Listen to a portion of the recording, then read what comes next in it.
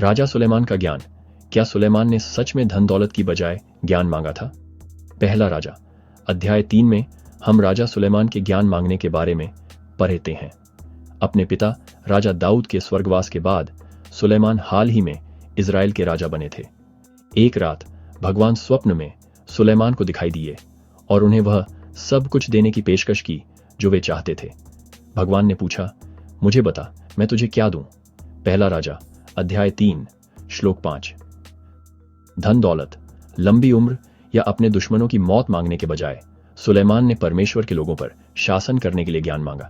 उन्होंने कहा, इसलिए अपने सेवक को एक समझदार हृदय दे ताकि मैं तेरे लोगों का न्याय कर सकूं और अच्छे और बुरे के बीच अंतर कर सकूं। पहला राजा अध्याय 3 श्लोक 9। सुलेमान ने माना कि इजराइल पर शासन करना एक बड़ी जिम्मेदारी थी और वे उन्हें धार्मिक रूप से नेतृत्व करने के लिए ज्ञान चाहते थे। भगवान सुलेमान के निस्वार्थ अनुरोध से प्रसन्न हुए और उन्होंने सुलेमान को न केवल वह ज्ञान दिया जो उन्होंने मांगा था, बल्कि उन्हें अपने पहले या बाद के किसी भी राजा से ज्यादा धन और सम्मान भी दिया। पहला राजा अध्याय 3 श्लोक 10 से 13।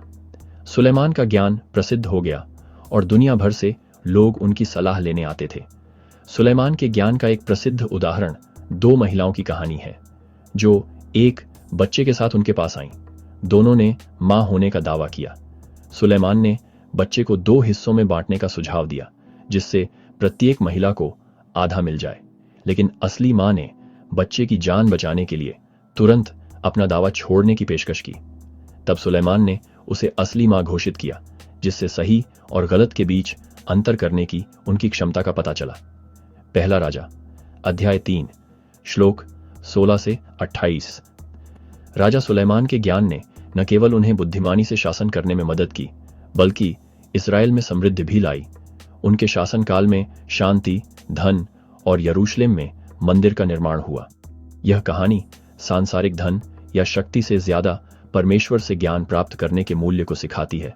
यह दर्शाता है कि जब हम नम्रता और दूसरों की सेवा करने की सच्ची इच्छा के साथ मार्गदर्शन मांगते हैं, तो परमेश्वर हमें वह सब कुछ प्रदान करेंगे जिसकी हमें वास्तव में जरूरत है। सुलेमान का उदाहरण हमें याद दिलाता है कि ज्ञान एक अनमोल उपहार है जो हमें धार्मिक निर्णय लेने और दूसरों का ईश्वरीय तरीके से नेतृत्व करने में मदद कर सकता है।